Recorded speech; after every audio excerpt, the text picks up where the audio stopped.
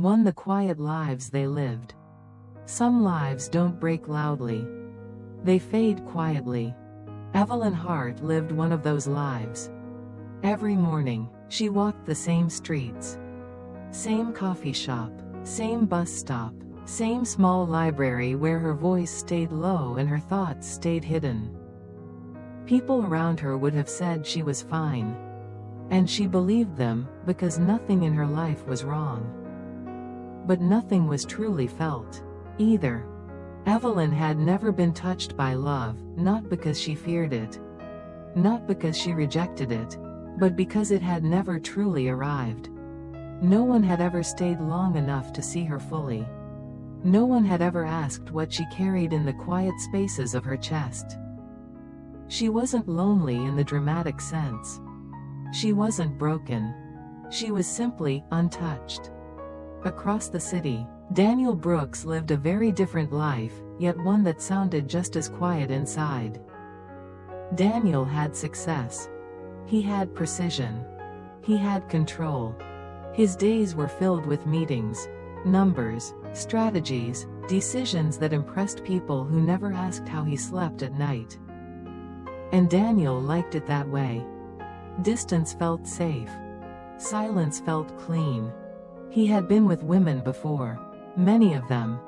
But love had never entered the room. What Daniel felt wasn't heartbreak.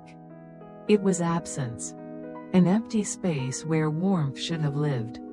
A place he stopped checking years ago. Evelyn and Daniel did not know each other yet. They did not know that their lives were moving quietly toward the same invisible intersection.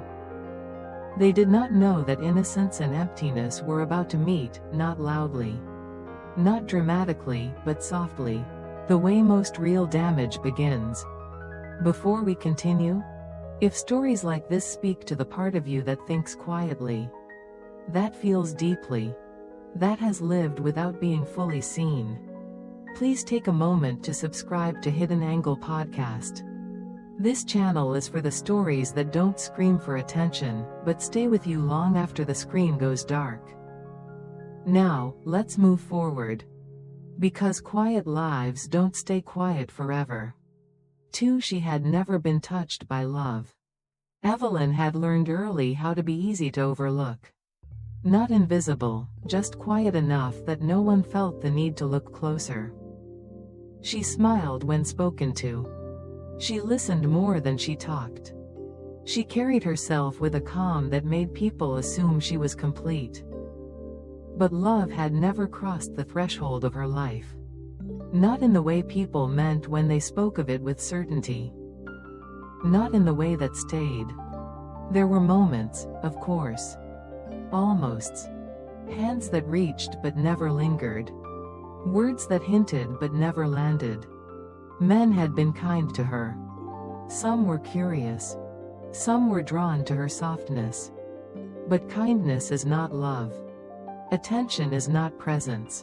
No one had ever slowed down enough to sit with her silences. No one had ever stayed when there was nothing to take. Evelyn didn't fear intimacy.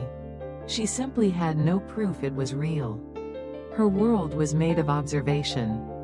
She watched couples laugh too loudly in cafes. She watched hands intertwine absent-mindedly, as if touch were effortless. She wondered what it felt like to be chosen without explanation, to be wanted without needing to perform warmth. At night, alone in her small apartment, she would lie awake, not aching, not desperate, but curious. Was love something you grew into? Or something you missed without ever knowing when it passed you by? She didn't feel incomplete. She felt unopened. Like a room that had never been entered. Not because the door was locked, but because no one had ever tried the handle. And so she lived gently. She gave warmth in measured amounts. She kept her body safe. Not out of fear, but out of uncertainty. Because how do you offer something precious when no one has ever shown you how it is received? 3. He had loved many times, or so he thought. Daniel used to say he understood love. He said it casually, like a fact that didn't need proof. He'd been in relationships. He'd shared beds, routines, holidays, and promises that sounded real enough at the time. To the outside world, Daniel looked experienced, comfortable, emotionally fluent. But if you listened closely, his stories always stopped short of the same place. He spoke about women in chapters, not journeys. Beginnings were clear. Endings were efficient. What came in between was always vague. Daniel knew how to be attentive when it was expected. He knew how to mirror desire. He knew how to say the right thing when silence felt awkward. What he didn't know, what he had never learned, was how to stay present when nothing was being asked of him. Love, to Daniel, had been a role. A sequence of gestures performed well enough to pass as intimacy. He confused chemistry with connection, stability with safety, being needed with being known. And because no one challenged him, he believed it, until he began to notice the pattern. Every relationship ended the same way. Not with explosions, but with quiet relief. He would feel lighter after women left. Less disrupted. More himself. That should have told him something. But Daniel had learned to call numbness peace. Distance, clarity, emotional absence, control. There were nights he lay awake beside someone who wanted him, and felt absolutely nothing. Not discomfort. Not guilt. Just a clean, hollow stillness. He told himself that passion faded. That everyone eventually felt this way. That love was something people exaggerated to avoid loneliness. It was easier to believe that than to admit he had never let anyone close enough to hurt him. Because closeness required surrender. And surrender required trust. Daniel trusted systems, structures, predictable outcomes. He did not trust feelings that asked him to slow down, to listen, to be changed. And so he kept choosing women who didn't ask too much, who admired his calm, who mistook his distance for depth. Until one day, the word, love, began to sound unfamiliar in his own mouth. Like a language he had memorized, but never truly spoken. For when two emptinesses cross paths, they didn't meet in a moment that announced itself. No spark that demanded attention. No coincidence dramatic enough to be remembered as fate. It happened quietly, like most things that matter. A shared space. A brief exchange of words. Two people noticing each other without fully knowing why. Evelyn felt it first, not as attraction, but as relief. Daniel didn't ask questions that reached too far. He didn't press. He didn't linger where she felt exposed. His presence was calm, contained, predictable. For someone like Evelyn, that felt safe. She mistook the absence of intrusion for care. The lack of demand for respect. Daniel noticed something different. Evelyn didn't ask him to perform. She didn't pull at his attention or expect him to fill the space with charm. She listened without trying to fix him. And that felt effortless. They talked in fragments. About work. About ordinary days. Silences appeared, and neither rushed to fill them. Daniel appreciated that. Evelyn trusted it. What neither of them recognized was that the quiet between them wasn't connection. It was alignment. Two people shaped by absence. Finding comfort in not being asked for what they didn't know how to give. Evelyn felt seen simply by not being rushed. Daniel felt understood simply by not being challenged. And so they leaned in, not out of passion, but out of ease. Time passed in gentle increments. Meetings became habits. Habits became something that resembled closeness. But closeness, when built on emptiness, carries its own risk. They mirrored each other's distance without realizing it. protected their softest parts by never naming them. Evelyn began to think this might be love. Not because it overwhelmed her, but because it never asked for more than she could offer. Daniel began to think this might be different. Not because he felt deeply, but because nothing inside him resisted it. Neither of them understood yet. That comfort can be mistaken for intimacy. That peace can be confused with connection. That when two emptinesses meet, they don't collide. They fit. 5. The comfort of not being touched. There was a strange comfort in how little Daniel asked of her. He never reached for her hand unless she offered it first. Never lingered too close. Never crossed a line that would require explanation. To Evelyn, that restraint felt like kindness. She had grown used to being observed from a distance, men who looked, evaluated, imagined. Daniel did none of that. His gaze rested, but it did not claim. When they sat together, their bodies kept space between them. Not cold, just careful. Evelyn told herself this was what respect looked like. What patience felt like. She didn't have to tense her shoulders. Didn't have to decide how much of herself to reveal. Nothing was demanded. And so she relaxed. She began to believe that love didn't have to arrive with urgency. That closeness didn't need to press into skin to be real. Daniel, meanwhile, felt something he rarely allowed himself to name. Ease. With Evelyn, he wasn't required to feel more than he did. She didn't challenge his stillness or mistake it for indifference. She accepted the version of him that stayed quiet. That acceptance felt dangerous in its simplicity, because it meant he could remain exactly as he was. Untouched, unchanged. Their evenings passed without friction. Conversation flowed gently, then paused. Silence settled, and neither rushed to disturb it. There were moments when Evelyn noticed the absence of touch, the way his hand never found her lower back. The way distance stayed intact even when the room grew smaller. But she pushed the thought away. She told herself that being desired loudly was overrated. That subtlety meant depth. Daniel told himself that comfort was a sign of compatibility. That calm meant maturity. Neither asked the question forming quietly between them.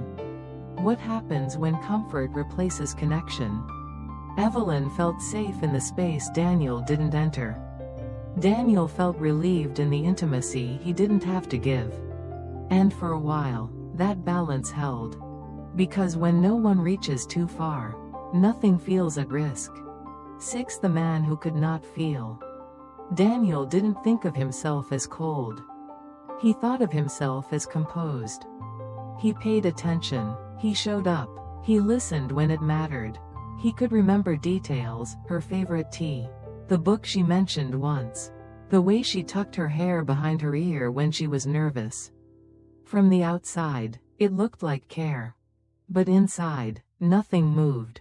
He would sit across from Evelyn in a warm cafe, the kind with soft lights and quiet music, and watch her smile and feel neutral. Not annoyed, not bored, just untouched. That was the problem. He wasn't cruel. He was absent.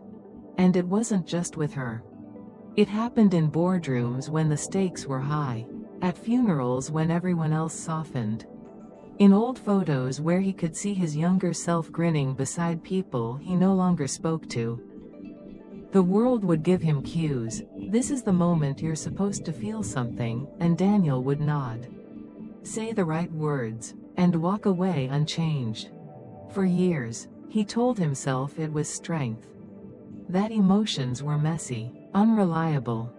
That love was just another form of chaos that people romanticized. He had built a life where chaos could not reach him. And yet, some nights, when the city went quiet and his apartment felt too clean, he'd catch himself staring at nothing, as if waiting for a feeling to arrive late.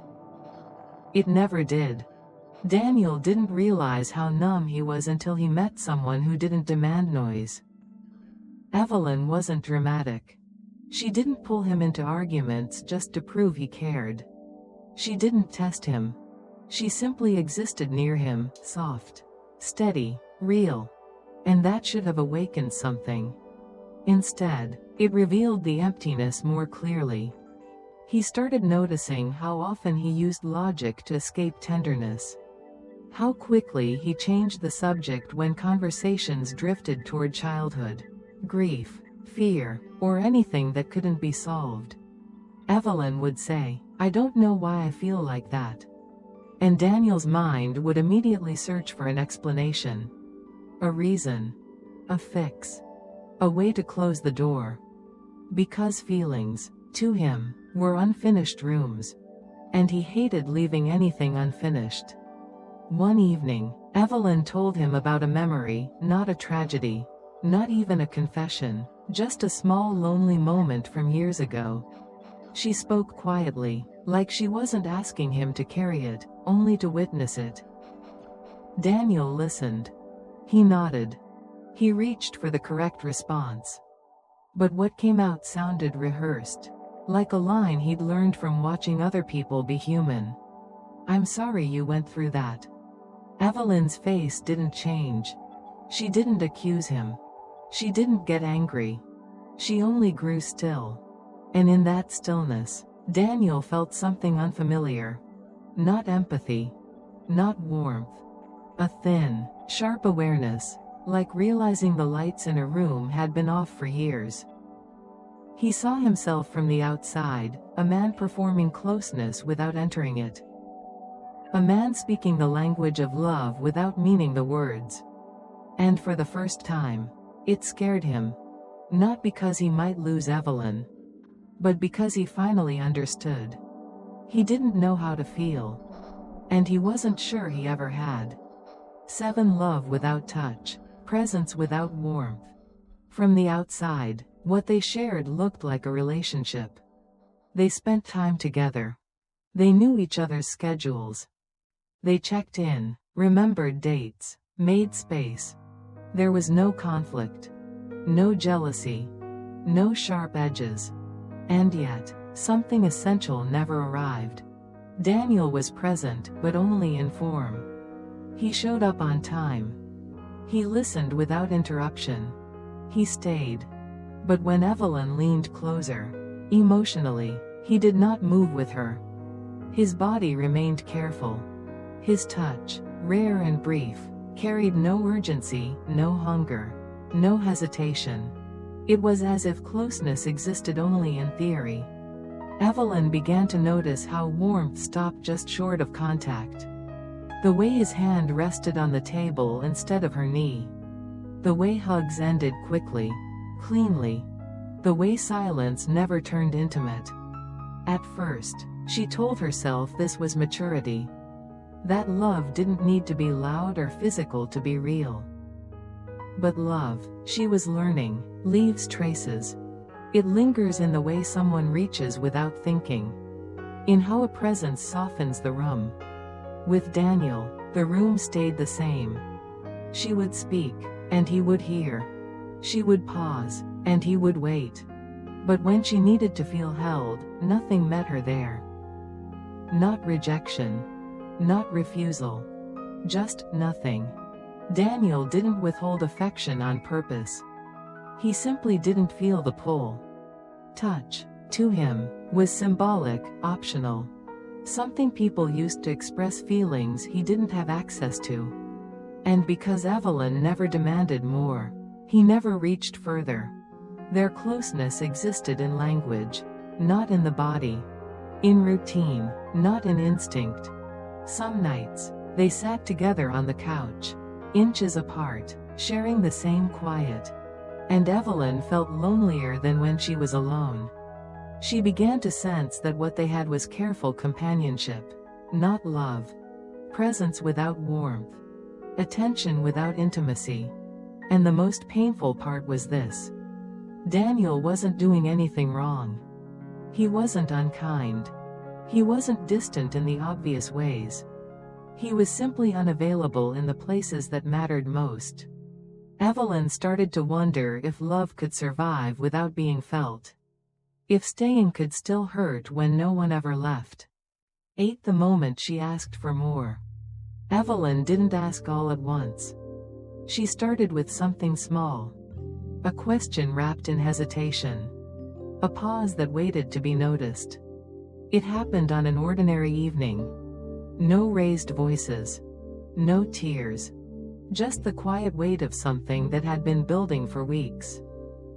She told him she felt close to him. That she liked the way they moved through days together. That she felt safe. Then she stopped. And in that pause, Daniel sensed what was coming. "I think I need a little more," she said. Her voice didn't shake. Her words didn't accuse. She wasn't asking for drama or promises. She wasn't asking to be consumed. She was asking to be met. Daniel listened carefully. He nodded at the right moments. He searched for understanding the way he always did, by thinking. What does she want exactly? What would be reasonable?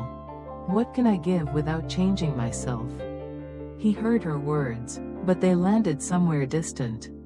Evelyn tried again, gently. She spoke about wanting to feel chosen.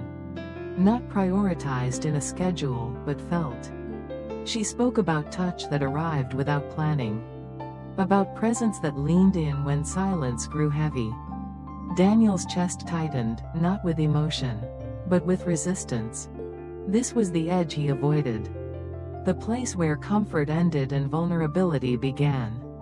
He told her he cared. That what they had mattered to him. That he wasn't good at expressing things the way other people were. All true. And still not enough. Evelyn watched his face as he spoke, how controlled it stayed. How carefully he avoided the one thing she hadn't said but needed him to hear. She realized then that she wasn't asking for too much. She was asking the wrong person. The room felt suddenly larger. The distance between them, finally visible. Daniel felt exposed in a way he didn't understand. Not because she demanded, but because she named what was missing. And once named, it could no longer be ignored. Evelyn didn't push. She didn't beg. She simply sat with the truth, that wanting more wasn't wrong. And settling for less was slowly erasing her. 9 When innocence meets emptiness. Evelyn didn't leave that night. Not physically. She sat there, still facing him, still listening to the calm of his voice. But something inside her had already stepped back. It was the first time she understood the difference between safety and love. Safety was the absence of harm. Love was the presence of care. Daniel offered her safety like a well-built room, clean, quiet, controlled. But he could not offer warmth. Not the kind that reached for her without being asked. Evelyn looked at him and realized he wasn't holding back. He wasn't playing games. He wasn't punishing her for wanting more. He simply didn't have it. And innocence, real innocence, doesn't mean naive. It means untrained by loss. Evelyn had never been shattered by love before. So she still believed love could be gentle. She still believed that if you were patient, if you were good, if you showed someone kindness long enough, they would eventually feel it. But emptiness does not fill itself. Daniel's emptiness didn't hunger. It didn't ache. It just existed, quiet, efficient, untouched. He could sit across from her and describe what a good relationship looked like. Like someone explaining a place they'd seen in pictures, but never visited. Evelyn tried to bridge the gap with softness. She started touching his arm when she spoke. Just a brief contact, like a question. Sometimes he didn't even notice. Other times he stiffened slightly, then relaxed, as if remembering the correct response. She watched these details the way you watch weather change, looking for signs. And each time, The same truth returned. His body could be near her, but his heart stayed locked behind a door he didn't know how to open. Evelyn's innocence met his emptiness right there, in the space between her reaching and his stillness. It was not dramatic. It was worse, because it was quiet enough to doubt. Maybe she was asking too much. Maybe she was too sensitive. Maybe love really was supposed to feel like this. Stable, calm, emotionally light. But then she remembered the simple fact. When you are loved, you don't have to convince yourself. Love doesn't require constant translation. Evelyn realized she had been translating Daniel for weeks, turning absence into maturity, distance into respect, silence into depth. And the cost of that translation was her own voice. The more she tried to make his emptiness feel like love, the smaller she became. That night, she didn't cry. She didn't accuse him. She didn't threaten to leave.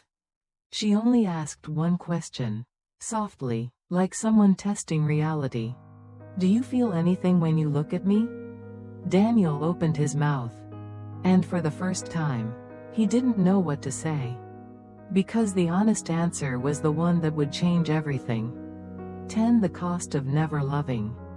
Daniel didn't answer right away. Not because he was trying to be cruel, but because he was searching for something he couldn't locate. A feeling. A spark. A certainty. He looked at Evelyn, and his mind did what it always did. It organized. It listed reasons. It built a safe explanation. He cared about her. He respected her. He liked her company. He didn't want to lose what they had. All true. And yet none of it sounded like love when spoken out loud. Evelyn watched him, waiting, not for a perfect sentence, but for honesty, for warmth, for the smallest sign that her question had reached him. Daniel opened his mouth, closed it, then tried again. I don't know, he finally said. The words landed between them like a quiet collapse. He felt shame, sharp and unfamiliar. Not because he had lied, but because he had realized he couldn't even pretend convincingly anymore. He had spent years building a life where he never had to name what he lacked. He could succeed without intimacy. He could be admired without being known. And now, in front of someone who asked gently, he was exposed.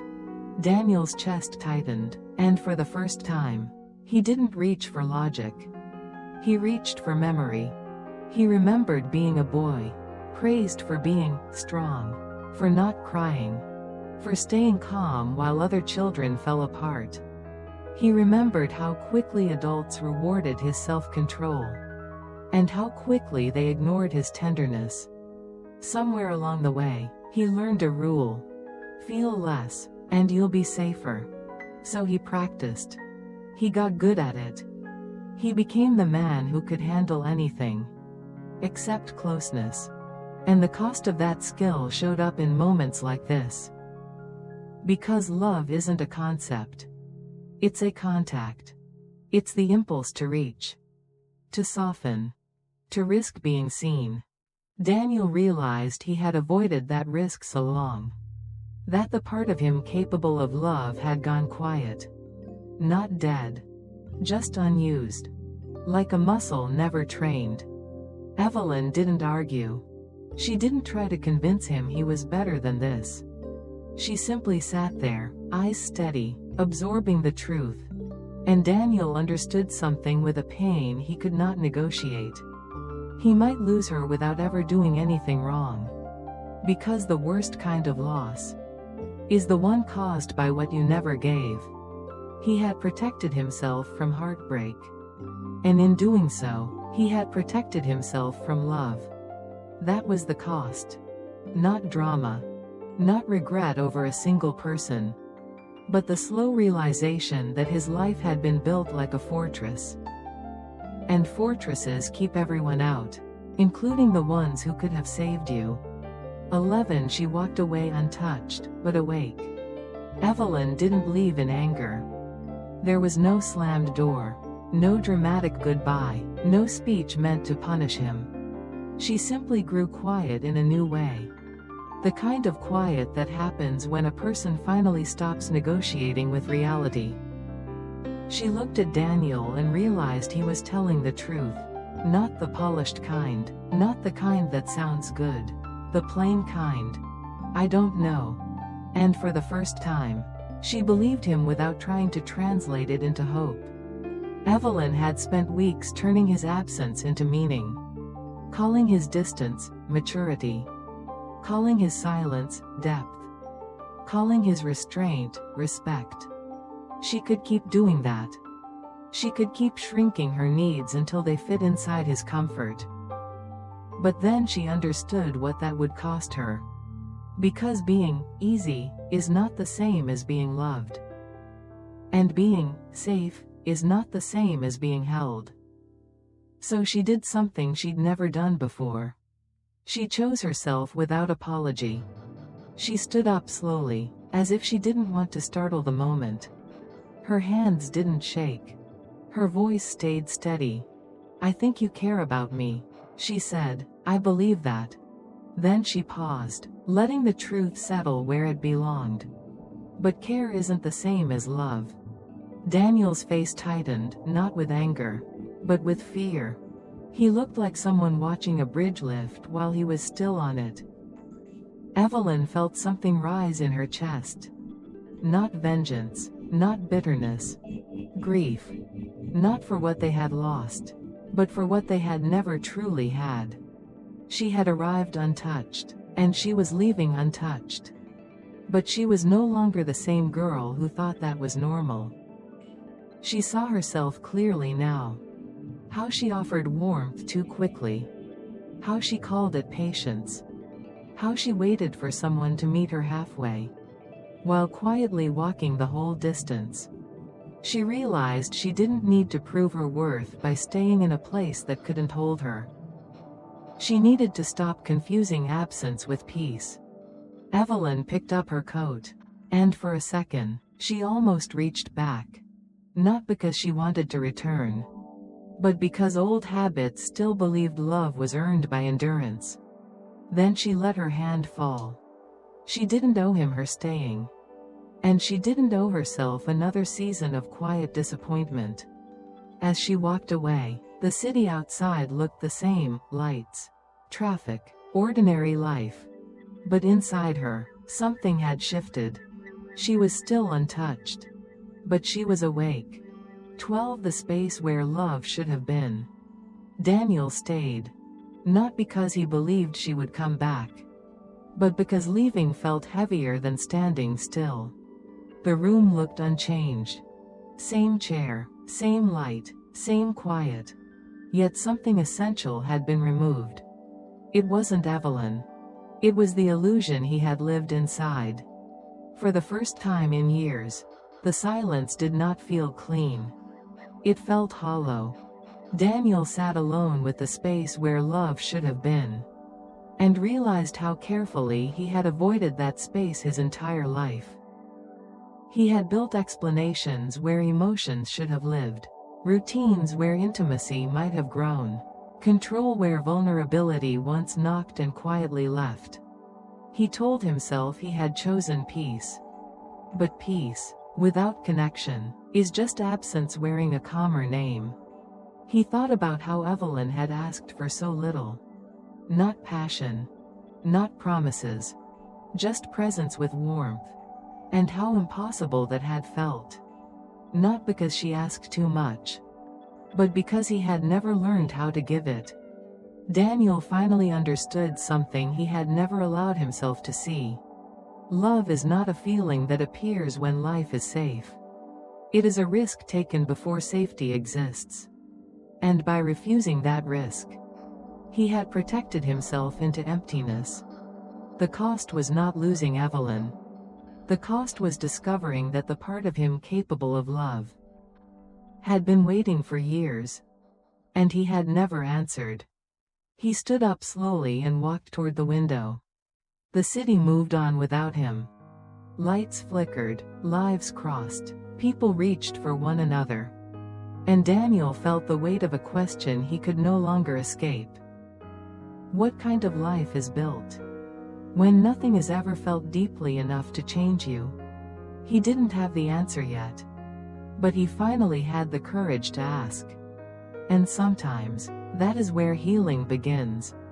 If this story left a quiet space inside you, if it reflected a part of your own life, your own silence, please take a moment to like this video. Share it with someone who might need to hear it.